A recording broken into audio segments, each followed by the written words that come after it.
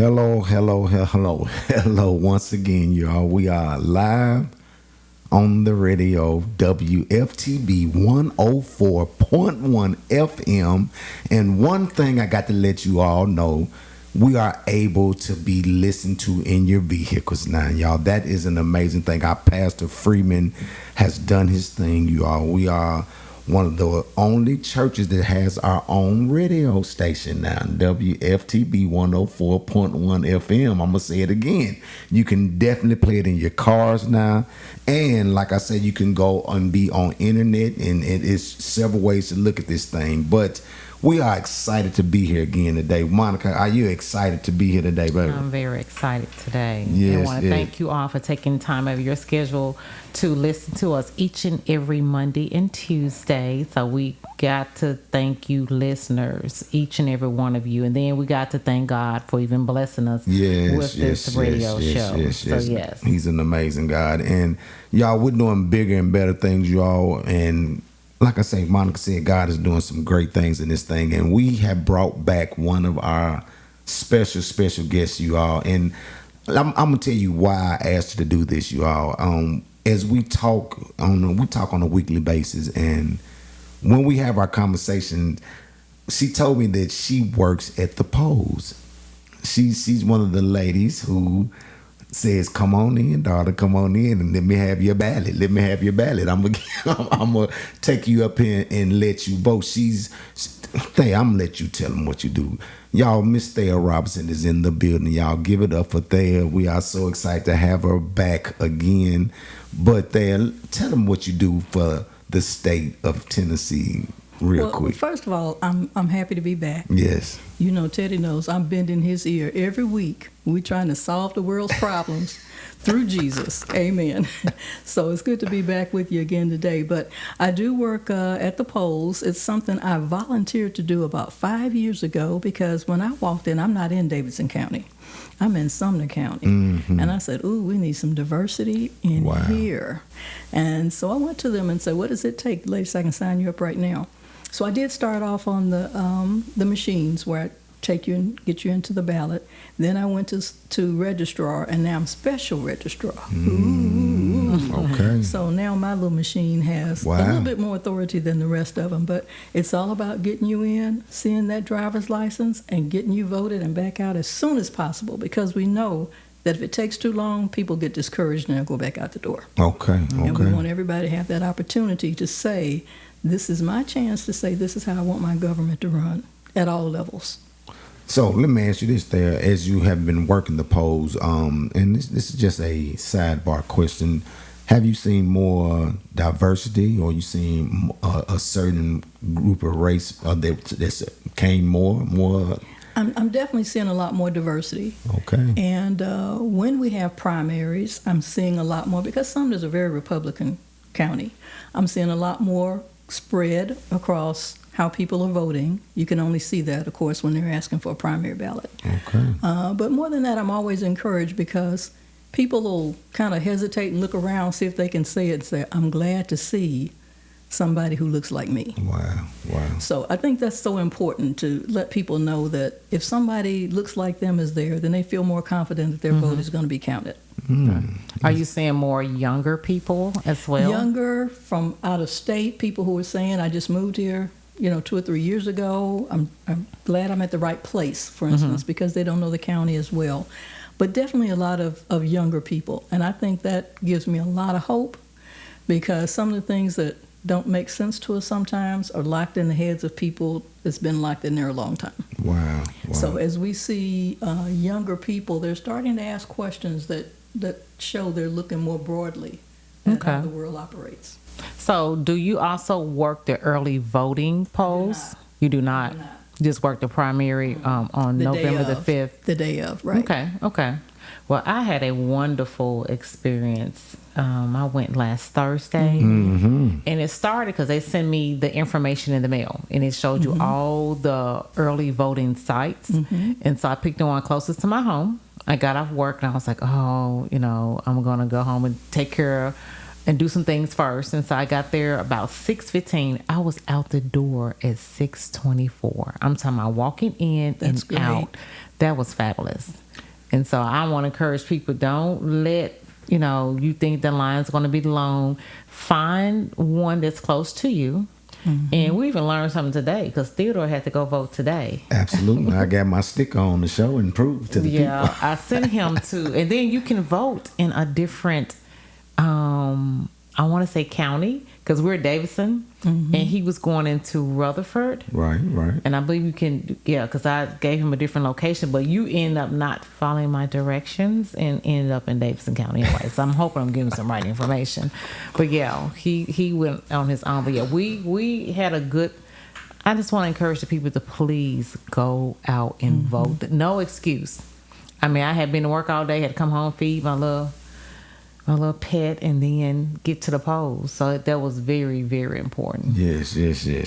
So we're gonna dive off into this topic real quickly, y'all, because you know how this hour goes by so fast, you all, and we have a lot to talk about today. The topic today, and Thea, I thank you for giving you get some amazing topics, young lady. You get some amazing topics. Believers and politics. What does the Lord expect? I was like, wow, when I saw this, I was like, come on in the room there. Come on in the room with this topic. And what actually inspired you with this topic to bring to us today? Because we enjoy when people bring us topics. Amen. Well, we'd been having some of this conversation around, I won't say where we are, I'll let Teddy tell that, but people coming in and out and everybody weighing in, and there are a lot of, obviously, opinions around politics, but those of us who declare ourselves committed to the Lord need to vote the way the Lord says we ought to vote. Wow. And this is not about a party. It's not about what color you want to wear and all that. I can get with you on that too. But our decisions ought to be based on what the Lord has said about our interaction with the world and what we ought to be promoting. So That's what we want to talk about today. And then I leave it to you and prayer for him to tell you, knowing all that, which person's name does that translate to for you. That's good. And I could tell you mine, but I'm voting more than one office. I'm up and down the ballot. So we really need to be sensitive to the Lord and how does this meet his program and his advancement of the kingdom. That is excellent. So I want to ask this first question that we have down here. Should believers be involved in politics? And we know that is definitely a yes there. And that was a great question. So I'm going to let you give us a little bit of, we're going to explore that. Let's explore that real quick. What is your thoughts about that thing? Yeah, the reason for bringing this up in the first place is that I hear people sometimes kind of have what I'll call an Old Testament view of how we ought to interact. God calling Abram out, come out from among the others, and really separating the nation of Israel.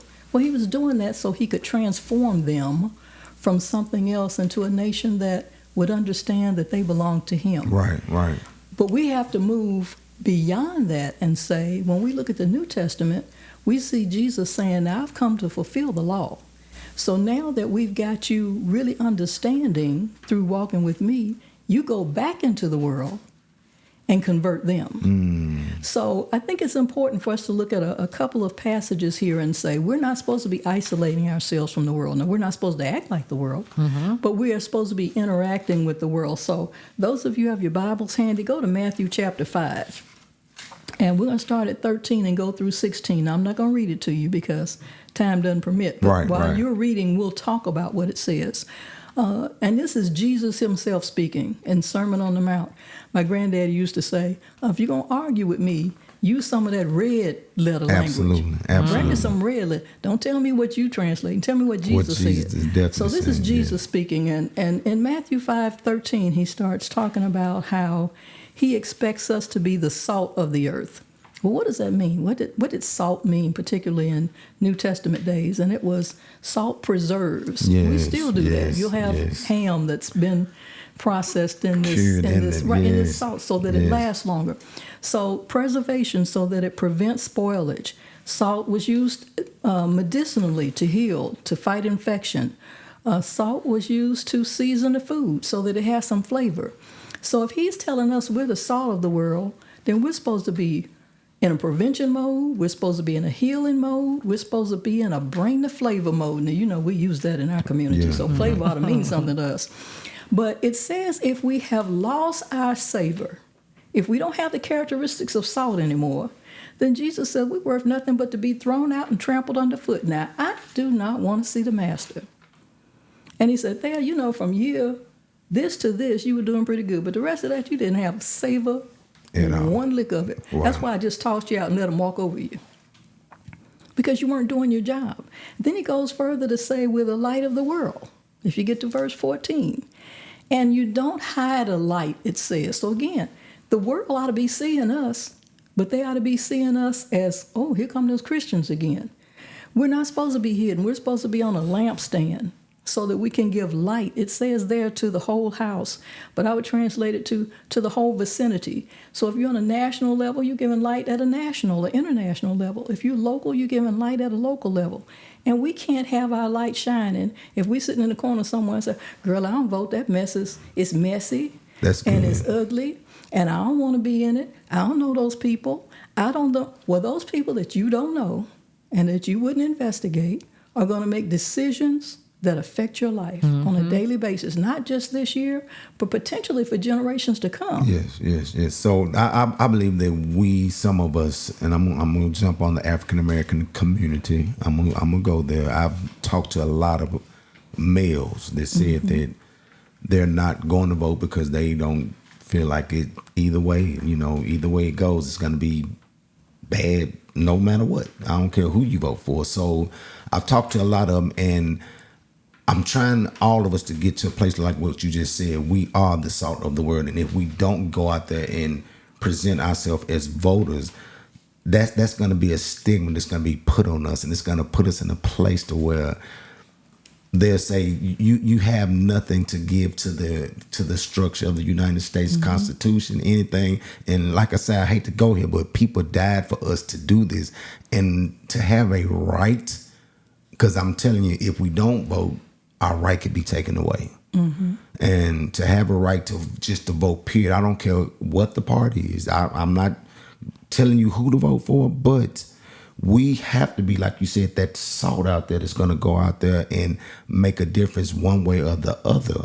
So translate that what we just talked about there. What's your translation of that in saying that what you think the community should do about that? So we start to talk about then, if I know that, and I know who I am by Jesus' own definition, how do I decide how I want to vote? Okay, now I'm bought into the concept I'm going to vote. Vote for who? How do I make that determination? I get disturbed when people look at any candidate and they pick one thing they said and say, I don't like that one thing, so I can't vote for them. Let me tell you, I went to school for 12 years plus another 4 plus a grad degree. I never had one single professor that I liked everything they said. Absolutely. But I didn't walk out of the class and take an F. Correct. Because I don't want to sit under a professor that doesn't say 100% of the time what I like. I worked a job for 39 years. I didn't quit because sometime the company is saying something I don't like. I've been in church my whole life. Yeah. I don't leave a church because every single time the pastor brings a message, he's not 100% with what I was thinking.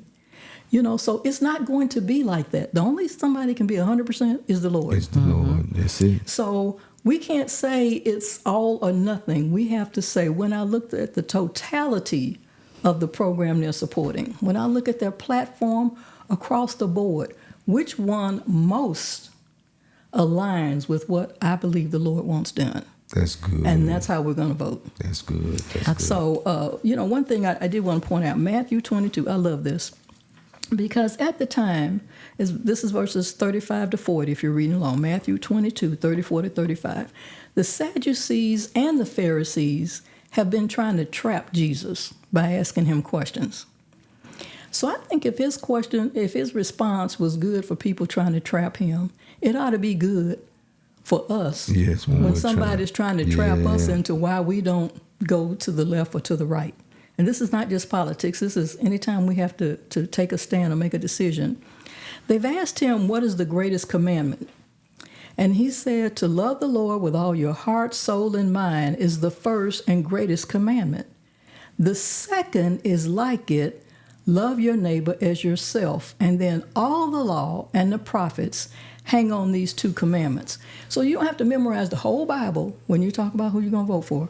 Remember two things. I got to love the Lord first and foremost, and I have to love my neighbor as myself. Now that sounds easy. But if most of us would be honest, we can't hardly tolerate some of our family. We can't tolerate everybody we work with. So when we take this broadly, and the Lord is saying, I'm talking about everybody you come in contact with, love them as yourself. Does that mean you want to have them at your house for dinner? No, that's not what it means. But what it does mean is if you would want your children to be able to eat at night, you ought to want their children to not have to go to bed hungry. If you want to live in a safe environment, this shouldn't be safe because you pay more taxes than somebody else. We should desire that the community be safe in every neighborhood. So when we look at it like that, I ask myself, am I listening to a candidate that's talking about addressing the needs of the whole country? Or are they going after a little sliver of people, particularly if they're going after a sliver of people who have power and influence to take care of them, and the rest of us can just lump it? You know, I go back to the days of, I'm old enough to remember trickle-down economics. If you don't remember it, then you don't know who the person is, so I haven't identified a party. But trickle-down economics, and he said boldly, that president, I will give money to the people at the top. And when I fix taxes for them, and when I fix all these things for them, it'll trickle down to the little people. Because then they'll employ more people, and they'll do this, and they'll do that. Well, it didn't work. Because when he gave more people, more moneyed people, tax refunds and so forth, some of it went into their businesses, and some of it went into their retirement plan. Some of it went into their stock portfolio. Some of it went into building individual wealth for them, and not into trickling down into the community. So who's going to help the little man?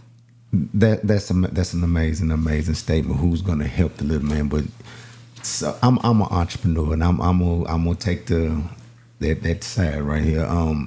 Taxes are very high. Okay, and when you're in business for yourself, you often have to deal with paying out more if you don't do it the proper way by doing every quarterly, month, extensions and taking out what you need to take out for your taxes. So I've heard a lot of people that's entrepreneurs say that they do like a certain candidate's view and what he's bringing to the table because it helps cut their taxes. Because I got a couple of customers that they're millionaires. They make a lot of money, and they see it.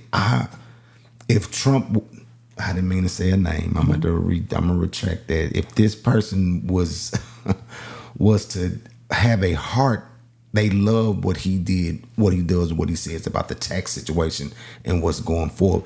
So do we look at someone wrong or take the bad road for them because they saying that what he's saying is good for what they're doing as an entrepreneur? Or and because I'm hearing you, I want to make sure that I'm getting everything out here that we can while we can talk about this topic, because entrepreneurs need tax breaks. So your concern is extremely valid. Okay. I'm not negating that at all. I would say it to you this way. There's a difference between a smaller to medium entrepreneur and a guy who owns a multi-billion-dollar company. Gotcha. Okay. I'm with you. So one thing I look at, and I'm not talking out of your business because I don't know it. So let me say you own a small restaurant, because I have known a few restaurant owners. You own a small restaurant. My observation is of small restaurants in minority communities also give quite a bit. Sometimes they feed after a homegoing service that they get paid little or nothing. Might cover the cost of the food, but not any of the labor, not any of the... They employ students who are just going to work a couple of nights a week so they can stay in school in college. They do a lot of community feedback things like that. I know you do weddings and you do preparing for funerals and all this kind of thing. That is vastly different from people who keep pouring it back, as I say, into increasing their own wealth. Now, I won't say that's all large folks. I mean, there are some that give a tremendous amount to education, to scholarships, and to all these different things. But I'll be honest with you, with mine, I made enough in my lifetime. It would have been better for me to vote for a certain party. My taxes were always better when they win. Absolutely. But then I ended up giving more of it away because I would get even more calls from community groups saying, this program has been turned off. And now we need to do more to feed children before school. This program has been cut in 50%. So in the end, I heard Steve Harvey say it this morning on Black Information Network, whatever. I heard him say this morning, if I voted for my pocketbook, I'd vote one way. Right. He said, but I vote for the community. He said, most of the people that come to my shows, they're better benefited by this. Yeah. Most of the people who buy my books, they're better benefited by this. Some of the members of my family are better benefited by this. So I just say to people, we're going to look at one more passage here. Are you voting your pocketbook only? And if you are you ready to stand before Jesus and say, I know that you said do these things for the needy. And what I figured was, if I got to keep $10,000 more this year, I would be able to do that. And if you ask me, did you give the $10,000 to the needy? Well, 500 of it, So that I want you to be able to answer that question. That's good. Whoever you are, citizen, to be able to answer that question, are you good with Jesus and how you made your selection? I can't tell you what your selection needs to be. I can tell you what mine is, but I can't tell you what yours needs to be. Let me tell you, before we go, one more thing, to go to Matthew 25, when it talks about the sheep and the goats. And it says, in the end, the Lord is going to separate the sheep from the goats. And the sheep, who are the blessed ones, at the end, they're going to be told, you will inherit the kingdom. Prepare for you for rest. And the goats are going to be told at the end, you're going to be cursed with everlasting fire. So how does he say he's separating the sheep from the goats? Now, we go to church. I've been in church my whole life. Whoever received Jesus. Okay. But that's not what he says here. That doesn't mean that whoever received Jesus is not correct. Right. What he's saying is, this is not just about you having stood up in front of everybody and said, I received Jesus, please put me in some water and put my name on the church roll. He said, I'm going to determine whether or not you really received me by what you did. That's and good. he said, did you give food to the hungry? Did you give drink to the thirsty? Did you welcome the stranger? By the way, immigrants coming across borders are for sure strangers. Did you clothe the naked? Did you look after the sick? Did you visit the imprisoned? Did you address the needs of the needy? Read it for yourself, Matthew chapter 25. If so, you will inherit the kingdom. But if you didn't do this, you didn't feed the hungry, you didn't give drink, you didn't welcome the stranger, you didn't clothe the naked, you didn't look at the sick, then you're going to inherit everlasting fire. And they ask him, both sides, Lord, when did we see you and not do that? Because he said, did you feed me when I was hungry? And they said, Lord, when did we see you hungry? When did we see you naked? When did we see, he said, as often, whenever you saw one of the least of these. Yes. The least, and that's what's so scary. Okay, I'll feed you if you're my friend. Okay, if my family member goes, here we go again. But yeah, here. But the least, we're talking about the people, and I have struggled with this some, because we see people on corners ask for money every day. I will tell you, I don't give them money. I tell you what has happened to me more than once when I'm not driving.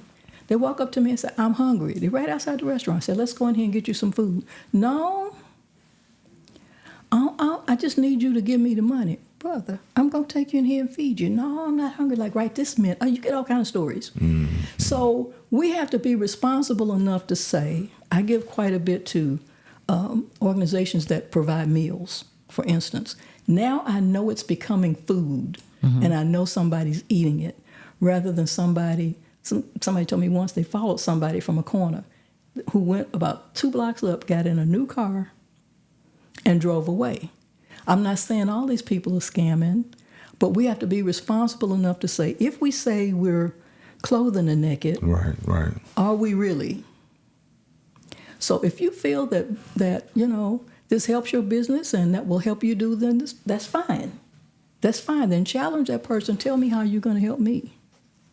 But if we're doing it because the rich and famous are standing next to somebody and haven't said anything about how it's going to get to you, Not a thing. Yeah. then we have a problem. Monica, fall in here because you're giving me a little girl that says, ooh, I'm just listening because I think a lot of us, we have not taken the things that you have been speaking about into consideration. It's me, myself, and I. Like you said, how am I going to line my pocketbook and not think about their neighbor? And so I'm just taking in everything that you said because, people just give excuses. And like I said, I wasn't giving an excuse on Thursday. I was determined, no matter how tired I am, how bad my feet hurt, I was going to stand in that line and cast my vote. I even went a step further. My son, I was like, okay, you moved. You didn't, you haven't had, I guess, the time to, I'm not going to say that. Yes, you had the time. But long story short, he had to do a mail-in vote. And so I had to do a legwork, me and his girlfriend. And thank God he is going to do a mail-in vote because he's out of his jurisdiction at this moment. But no excuse. And I think parents, and we will push our kids to go vote. Because if I hadn't pushed, he wouldn't have, to me, he wouldn't have been at the polls or else doing this mail-in vote. Now, my daughter, she missed it by a hair because of her birthday. I was going to get her another vote as well. So it's very important during this time. Like Teddy said, we had people that die, then we had people that could vote. So why not take advantage of it? And don't blame the government or anyone because somebody got to win, somebody got to lose. That's right. And then we can't be a sore loser if our candidate didn't win. But did you go out there and cast your vote? So exactly. I'm just taking in and listening because you've thrown some great points out there. If you're going to really take that money, if you save the money, if you vote for your other candidate and you get that big tax break, what are you going to truly do with it? Are you going to buy you a car? Are you going to go buy you a boat? Are you going to really contribute something that to maybe even if your church needs something? It's all kind of avenues and ways that you can look at this thing. But I'm just listening. I didn't put it into that perspective because, like I said, we're all about ourselves and no one else. How's them winning gonna benefit me and my family? Exactly. And I'm not saying this because, she's really walking it. I mean, I get so much of my information because I've been chastened. My daddy has had to pull me to the side and whip me and say, "There, how does that align with me? How are you walking?" Especially when I was in corporate America. How are you in this company? You got the cross on your desk. You got you advertising that you are mine. They are waiting for you to get caught in some craziness. What are you doing? And I had a guy to say to me one time, he said, "I know y'all came here on affirmative action and blah, blah, blah, blah. And I don't think you even that qualified." Oh, I used to be feisty. I said, okay. I got about 6 or 7 of the people who had hired in the last year or two with me up there. I said, okay, where'd you go to school? Here. What was your GPA? This. What was your major? What else did you do? Well, I was president of this and a member of that society and something else. Oh, wait, they don't think your school is that good. I forgot that. So on an ACT or SAT that everybody takes in the country, the same test, what score did you get on that? What score did you do? And this guy was complaining. I said, what'd you get? He said, I did 1 year after high school. I said, no, you know what? I'm not picking on you. I'm okay with that. I said, my grandmother cleaned for people her whole life. She cleaned in a bank. She would tell me she had a 6th grade education. But that woman had china in her house. Mm. And she told us, for what my mama would be so nervous, we go there, please don't break the china. My mother was the daughter-in-law. Okay, this wasn't her mom. Please don't break this. Don't break Miss Georgia's stuff. And I asked her one time when I got a little bit older, why are you letting us eat out of the good stuff? And she said, I want you to have what I never had. I have china in my house so my grandbabies can eat out of it. Wow. And that woman was not going to miss voting. Do you hear me? Not once. So every generation, in my opinion, this is my opinion, has the not only opportunity but responsibility to make it better and easier for the generation behind them. Yes. I was part of the generation that got bused to force integration. My children were part of the generation that went to integrated schools from the jump. And so when they came home, I said, I don't want to see anything. Tell me you can get a B because you tried for A. But don't come in here trying to get a B. Try to get that A. Yes. Because I can tell you what you don't know yet. It's all good fun right now until there's not enough positions. This is what people don't know about school. And, when you're 5 and you start bitty ball or something, everybody can play. And then after a while, it's competitive. And if you can't make the team, you don't make the team. Yes. Well, life is like that all over. And you're going to get in that company and find out your good looks are not going to get it done. So we need to be involved in society. We need to be involved in our kids' schools. We need to care who's on the school board. Yes. We need to care who the judges are. We need to, yes, the president, but not just the president. Because all those things affect their lives. And if we tell our kids, well, that's not our concern, that's for somebody else to worry about. That's a white thing, or that's a black thing, or that's a people with education thing. Sometimes we are so jealous. If we get to it, I don't know, we'll see. That one last thing. We spend more time offended because somebody doesn't act like us than we do trying to figure out how all of our talents together could make this a better place. Yes. I used to hire people. I don't want to hire. I don't need everybody on my team to be good at what I'm good at. I'm good at that. I don't need all y'all for that.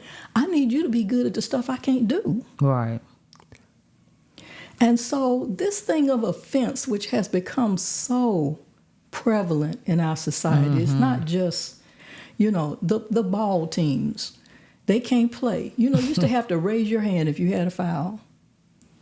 Now we're saying all kind of ugly stuff and popping up against people and having to get suspended for weeks at a time for unsportsmanlike conduct and so forth. Where is that coming from? It is a spirit of offense that is running through the world. It's not just this country. That's running through the world. I don't like what you said. You didn't respect me. And next thing you know, bullets are flying and all kinds of things are going on. I cannot tell you when I was in HR, that was not my primary role at the company. When I was in HR, most people that got fired didn't get fired because they couldn't do the job. They got fired because they popped off at somebody the wrong way. Right. Who they felt didn't respect them. Wow. So let's stay on that line of respect. And I got to throw these things in there. 2 things real quick. A lot of people are saying that they're not going to vote for one of the candidates because she's a female, okay? And particularly men. That's what I've been hearing a lot of. And do you think that's offensive to women? Do you all think that's offensive? Or do you think men have a stand in what they're saying? Because they're saying that if this certain candidate wins, that people will see America as weak. They will see us as not a strong nation again. I think that people tell you what scares them by what they line up against. Girl, come on. Now, I'm not saying there's some things about some of the candidates that scare me, but I line up against it not because somebody's white or black. I have had relatively few opportunities to even vote for anybody black in my life. Okay, so when it was only white people running, I was voting just as hard then as I'm trying to vote now. Right. I'm not voting for anybody because they're male or female. I can tell you some past female candidates. One way back when, black candidate, I wouldn't have voted for her if nobody else was running. Okay, so it's not that. But are we offended because they're not like us? Are we offended, and why? Offending means that you have this strong emotional reaction because you believe you are in some way being insulted. So I want to pick on the brothers because I love the brothers. I am black men all day and all night. Yeah. Are you offended because a woman in that position is now a woman in front of you somehow? Mm-hmm. You know, I had somebody when I came into one of the jobs, he came to me, it took him a year to tell me, he said, I really didn't want to work for you. He happened to be a white guy. He said, because first you were, and he said, can I say colored? I said, it's probably better than what you were thinking about. So go and say colored. He said, okay. He said, you were colored. He said, secondly, you were female. Third, you wasn't bad looking. He said, that was like 3 problems. I said, why? He said, because I am used to not being treated well at work. I'm used to that. But I'm used to that from another white guy. That's good, girl. That's good there. Come on. He said, now, if I'm getting it from another white guy, then it's okay. I don't like him, and we can talk about it down at the bowling alley and blah, blah, blah, blah. He said, but if now that's a black woman, he said, then I got all kind of questions about, is it that person or is it me? Because how did she get there ahead of me? I understood how another white guy got there. We can't all get there. But now people who are black and female are getting there ahead of me. He said, I'm feeling like less. He told me, I'm feeling like less than I feel if it's a white guy that's doing that. He said, but I'm going to tell you now. He said, I was 6 months from retiring when you got here. He said, 6 months of working for you, I decided not to retire. He said, it's the best I ever been treated. Real quick, what was your position? Don't tell the job, but what was your position? I'll tell you, they used to call it foreman. I was a supervisor in the office, and they said, this is a manufacturing company. We want you to get manufacturing experience. I went out on the shop floor. Baby, I didn't know a screwdriver from a something.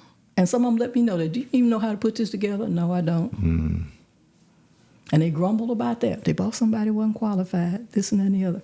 But then there were decisions to be made. And I'd say, come over here. Give me your opinion, your opinion, your opinion. And I would take their opinion to heart.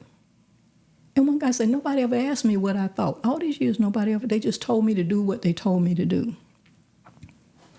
I said, if you can't be here, call me. We don't know your number. I gave my phone number. They said, and another supervisor said, you can get these people your phone number. You be getting phone calls at 2 o'clock in the morning. I said, the phone company can trace that.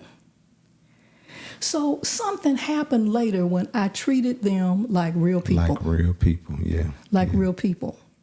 That's why I say move away from what you see to the issues. That's it right there. Come on. To the issues. I know I'm circling around, but move to the issues.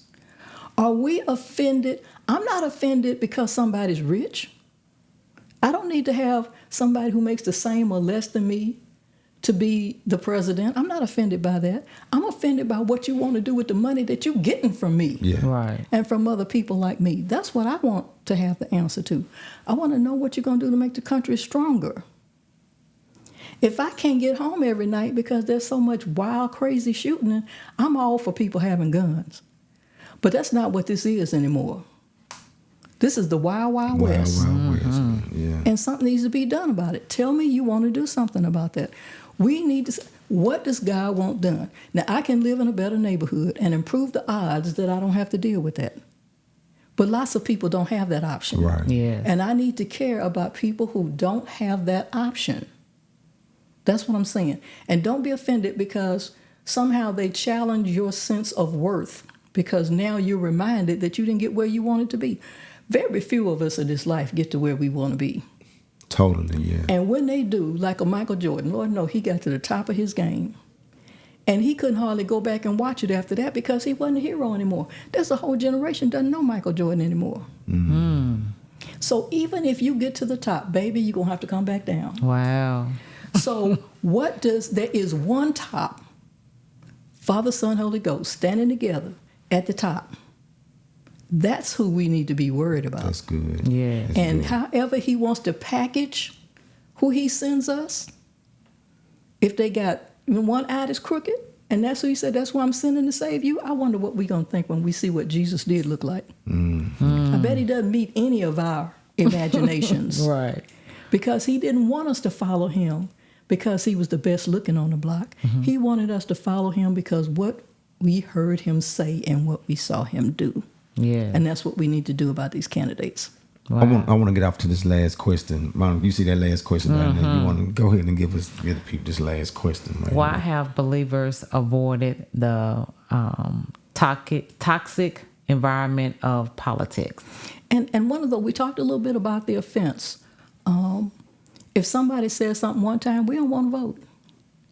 If they didn't say something we liked about I remember there was this massive turnout for President Obama.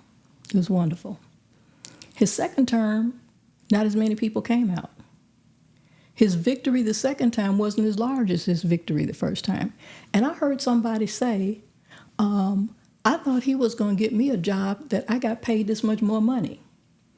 I said, did you are you qualified for the job you're describing? Well, that's not really the point. Yeah, it is. When I sat in positions at the company where I could hire people come to me and say, I really want to work for you. I said, well, the group I have right now is made up of engineers. They do product design. Right.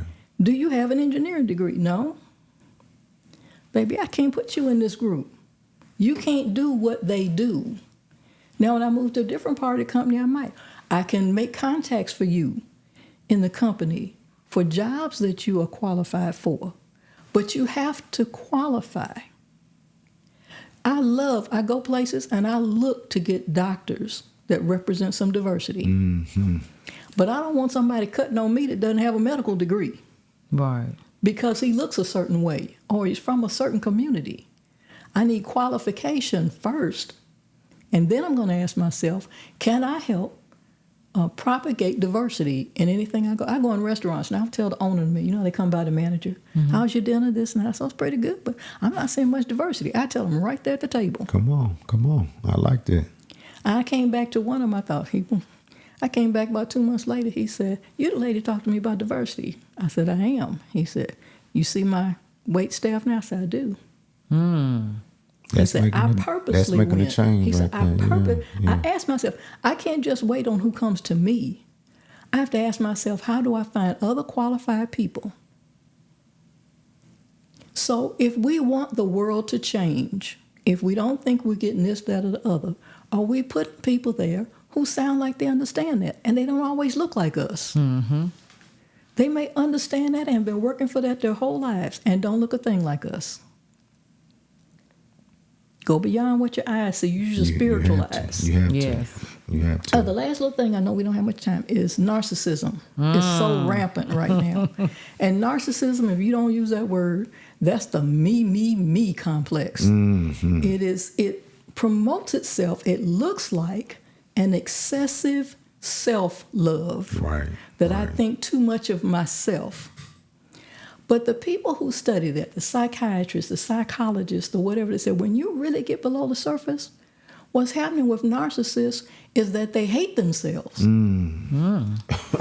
They are not satisfied with who they are. So they start to develop this false image, first to make themselves feel better. To make themselves feel better. And then better. ultimately, Always. they're selling it to other people. Look who I am. Look how much better they treat me when they think that's who I am. So I'll use somebody who's not in office anymore, so we're not talking about the current folks. George Santos, that they kicked out of Congress here not too long ago. I mean, after a while, it gets so crazy, you say, how do they think they're going to get away with that? He's declaring himself in possession of degrees. He never even went to the university. Wow. There got to be this sympathy around folks that were related to people for 9/11. One of the anniversaries was coming up. He said his mother died in 9/11. His mother wasn't even in the country. She was living in a completely different country during 9/11. He said he was on boards of directors. People say he's not on the board here. But every time, somewhere, he was, first of all, feeling better about himself. But secondly, if you come in and you say he said he was a multimillionaire. You say you're a multimillionaire, people treat you differently. Mm-hmm. Yeah. When you sit over here, you have what kind of experience? Somebody's whispering, said, maybe we need him on our board, or we need him over here. That will help give us credibility and so forth and so on. And some of these people don't check all the stuff you say. Mm-hmm. They just, well, if he's in Congress, he must be telling the truth. He was not. Why are we doing that? And we have a whole society bend toward it where people are pretending to have an education. You know what? I'm all for education. I have some, fine. But people are doing great things without a degree. Absolutely. Mm-hmm. Absolutely. Most entrepreneurs absolutely started without the degree. Yes. They have a knack for something, cooking or Teddy come on hair or whatever. Creative and they minds, turn that into a business. Yes. Yeah. And they look at some of us who spent our whole career in corporate America going, are you crazy having to answer to somebody else all the time? Mm-hmm. You know, so everything's not for everybody. Yes. I don't think there's some grand representation of intellect because you have a degree. There's some people without degrees who are very smart, and there's some, believe me, some of them graduated with me, and they did more copying off somebody else's paper than they did anything else. Yeah. Yeah. They go out and they still don't know how to make a living with that. So it's not about that. But because society does assume some things, if you have this, or if you live in a certain community, or if you whatever else, then people have learned to lie it. Just lie about it. And I am more disturbed in this election, I think, not because of the people who are running. We always got some strange people running. But how many people don't seem to want to look through that? They don't want to scratch below that and say, what? This doesn't sound right. Right. Is this the person we want to have in charge of something? I totally agree. You know, we had a guy who's out of Kentucky. I think he's still in the Senate or in Kentucky. He was out fighting with his neighbors, doing things to the dog and all. It finally started hitting the press. And I said, what kind of person is this to have in Congress? Wow. Who wants to have little bitter battles all the time with the stinking neighbor? We got him making decisions about, if he can't get along, just, you know, most neighbors, if you just pull up in the garage and go in your house, that's good enough. Mm-hmm. People not all bonding like they used to. Yeah. But you have to have some respect for people's property and have some quiet at a certain time so they can, so just a few things to be a decent neighbor. But you doing all that kind of stuff, why? Because you don't feel good about who. Somehow, that person not waking up in the morning and saying, ooh, I live next door to who boopy do, makes you feel less. Help us, Jesus. Yes. Real quick, y'all, because like I say, this hour goes by so fast. I say that every time we get on him, we have a great topic. But real quick, y'all, I got to throw this out there. One of the candidates, a lot of people have been coming to me and discussing things about stuff that's going on that's not biblically sound, that she's allowing to happen or wants this to go forth, and maybe she's using that to up her vote. This is how people bring this to me. She's doing this to up that vote. I take that back to the identity thing. We there. It's a touchy subject, y'all. This is a touchy subject, and I don't want to offend no one with this subject, but I have to. What do you all feel about the LGBT community and being able to push that agenda forward in this election? So let me take it again away from where we are right now. Right. I'll throw my old company under there. A lot of people know where that place is, but that's okay. And at one time, somebody had proposed that we change our benefits package so that people who had a significant partner who was same gender could get the same benefits as somebody who had a male-female relationship. And do we want to do that? And the guy who was raising someone, we're not going to do that. We're not going to do that. He was falling out. And they called me, can you bring a perspective to this discussion? It was because he was Catholic and he was saying this and then. I said, wait. you're somewhere you don't have to be. Now, if and when this country, because it was right before, declares this a legal marriage, then our benefits are going to go to people who are legally married, period. I don't care what they look like. But if they are not married, we're not going to change our benefits to cover people who aren't married. Okay, How do you know I don't want to just have my brother might live with me, and I'm going to declare him significant because he needs benefits? So we're just not going to open that for a lot of different reasons. Now, the reason why I don't get so excited about that is because I believe everybody has a right to safety. And what was happening in this country was we were killing people because of their sexual orientation. Right. What was happening in this country was that people were dying from AIDS, and we weren't spending any time or money on medical stuff for AIDS. Right. People were saying outright they had no business being this or that. Until, I don't know if you remember Ryan White, until Ryan White became a very public figure. He was a little boy. I think he was only about 11 when he died, 11, 12, something like that. He got AIDS through a blood transfusion because he was a hemophiliac. Yeah. So he had to get a lot of transfusions. And that's how he got it. And all of a sudden, a light went on to people. There are a lot of different ways people can get this beside the way that we find so offensive. So why don't we just fight the disease and let the Lord have some of the rest of this? That's it. If I look at Jesus going into the house of known sinners, if I see him taking into his entourage a woman who had a reputation not only for having had all these demons, but having potentially at one time have been a prostitute. Yes, ma'am. And he said, basically, he didn't say, I accept the sin. He says, I accept the sinner. That's good. Because by loving the sinner, I might be able to convince them to take on a different lifestyle. Absolutely. That's really my goal. Absolutely. Now, if you keep doing all the things Jesus doesn't like, Jesus will find you. And you got to deal with them yourself. And you have to deal with him. There you go. But I believe if we can give people Jesus, unadulterated Jesus, he will start to change their lives. He changed mine. Some of the stuff I used to be okay with, I'm not okay with now. That's good. But I don't think a person can't work, can't have a nice home. I'm still a little troubled about the children, I'll confess. But I see sometimes more stable households of same gender than I see households of people that's on their fourth and fifth marriage and still got 3 women on the side. Come on. So the real problem I have, is bigger sometimes than the gender piece. Right. I'm not saying it's not a problem. I'm saying it's bigger than that. So again, I'm going to go back to what did Jesus say? The least of these. Now, if you think those people are in the least category, that's fine. But the Lord still asks us how we are treating the least of these. That's good. Wow. That's good. I'm not pro-abortion. I am pro-choice. Because, we had to hit that before we get up.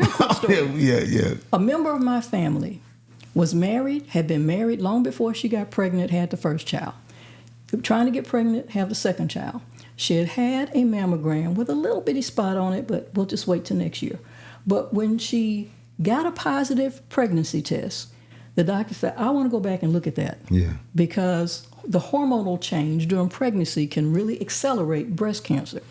So they went back and did a mammogram. It was only 3 or 4 months after the first one, and it had grown significantly. And it did not appear to be contained. It didn't have a nice round shape or whatever. Medical people know better than I. So they did the biopsy, and she had breast cancer. Now, the recommendation is you not go through this pregnancy. Yeah. Because this is spreading fast. And she was troubled beyond belief. Her husband said, I know what we believe, but I want my wife and I want my daughter to grow up with her mother.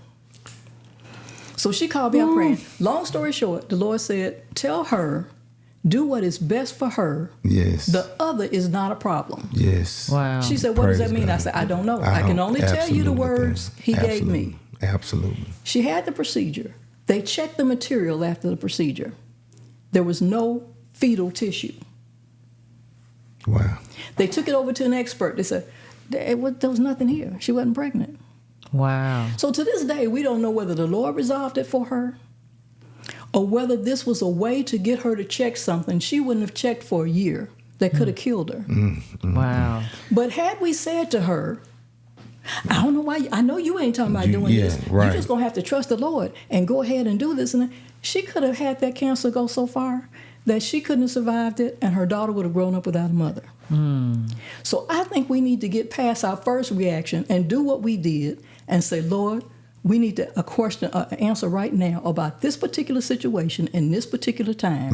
You tell us what to do. Anybody don't like it can lump it. Amen. Amen. There, I hate to cut you off right there, darling, but we have to stop this thing, y'all. This has been another amazing show, you all. WFTB 104.1 FM, Nashville, Tab, Nashville Gospel Radio there. It has been a pleasure once again.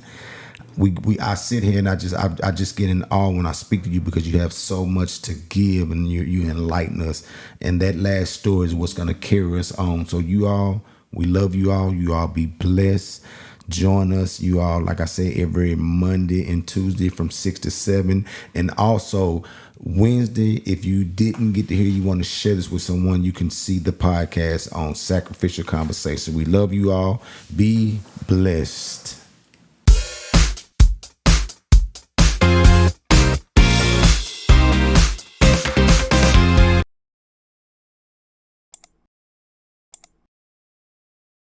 I told y'all it was going to be a good conversation, Sacrificial Conversations. Did you subscribe yet? Hit that like button. You might get something that's going to help your life. Y'all be blessed.